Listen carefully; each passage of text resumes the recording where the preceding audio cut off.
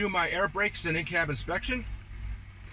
My first test will be my governor cut out and cut in test. My governor cuts out at no more than 140 psi, and my governor cuts in at no lower than 100 psi. In order to do this test, I must do a safe start. So I'm going to check my mirrors, make sure my brakes are set, my truck is in neutral. I will now start my truck.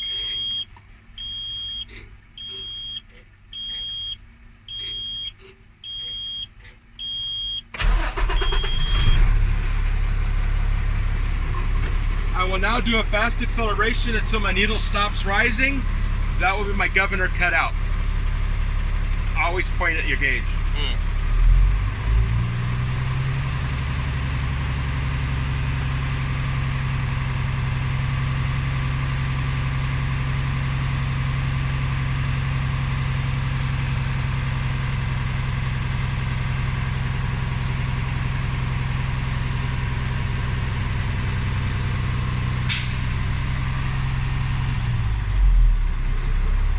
Okay, my needle stopped rising at 130 psi, indicating it's in the proper working range.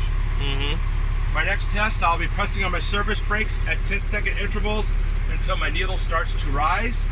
I will now begin. 1, 2, 3, 4, 5, 6, 7, 8, 9, 10. My needle has not started rising. I will do this again. 1, 2, 3, 4, 5, 6, 7. My needle started rising at 105 psi, indicating my governor cut in properly. For my next test, I must make sure my tanks are full.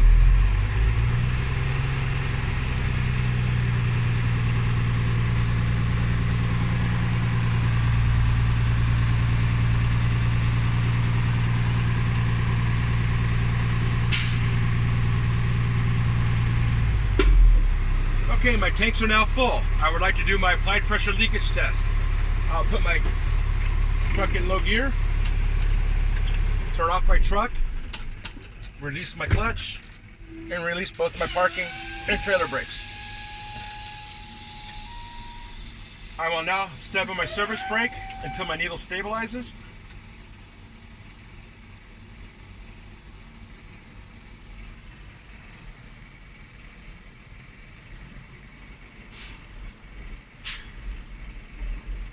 Okay, my needle stabilized at 85 psi.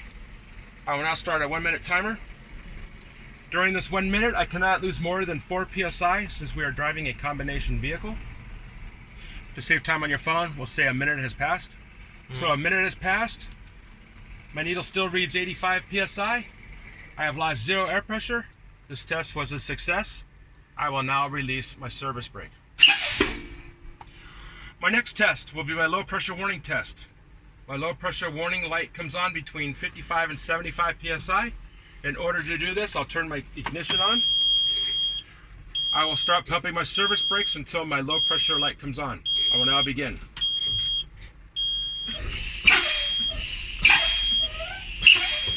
Okay, my low pressure light came on at 60 psi, indicating it's in the proper working range. I will now do my brake valve pop-out test. My brake valves pop out between 20 and 45 psi.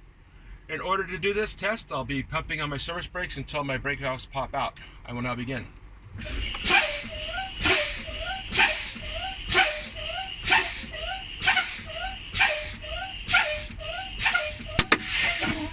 Okay, my brake valves popped out at 30 psi, indicating they're in the proper working range. Alright, so I'm rest now, prepare my truck for my 3-brake test. To do this, I will do a safe start and let my tanks fill with air. While my tanks are filling, I'll do my in-cab inspection. So I will now put my truck in neutral. My brakes are set. Start my truck. And you can do your in-cab inspection any way you want, as long as you cover everything. I have my own pattern.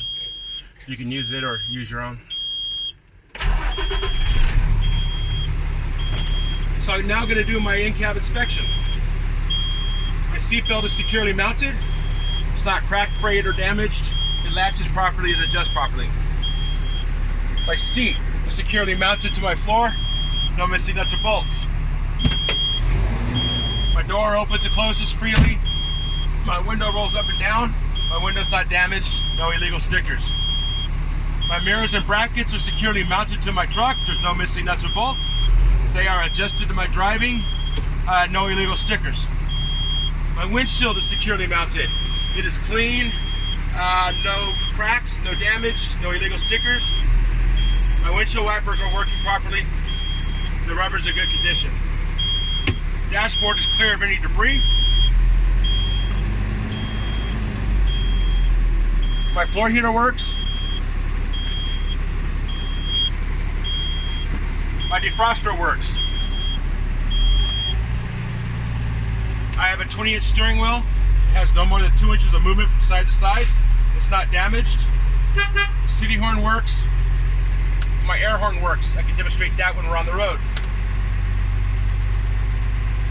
My four-way flashers work. Left turn signal works. Right turn signal works. I'm going to check my lights. I pull my knob out once for my clearance lights, all the way out for my headlights. My high beams are working. I'm looking at my dashboard now.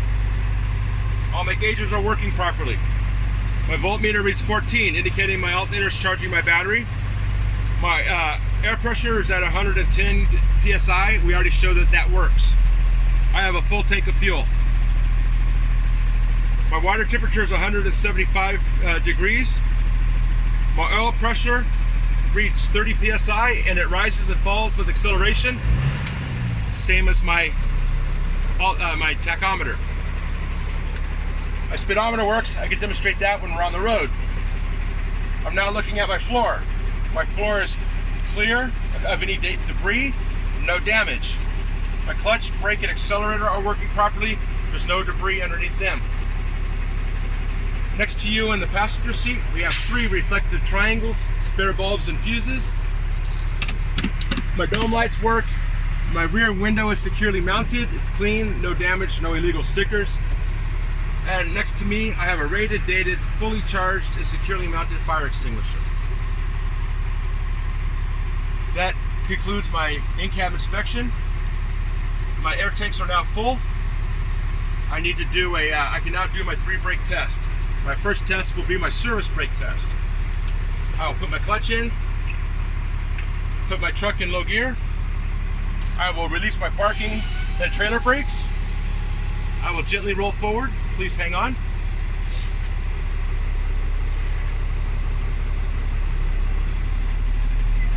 As you can see, we stopped. I did not pull to the left or right. Indicates my service brakes are working. I will now set my trailer brake. I will gently tug against it. Please hang on.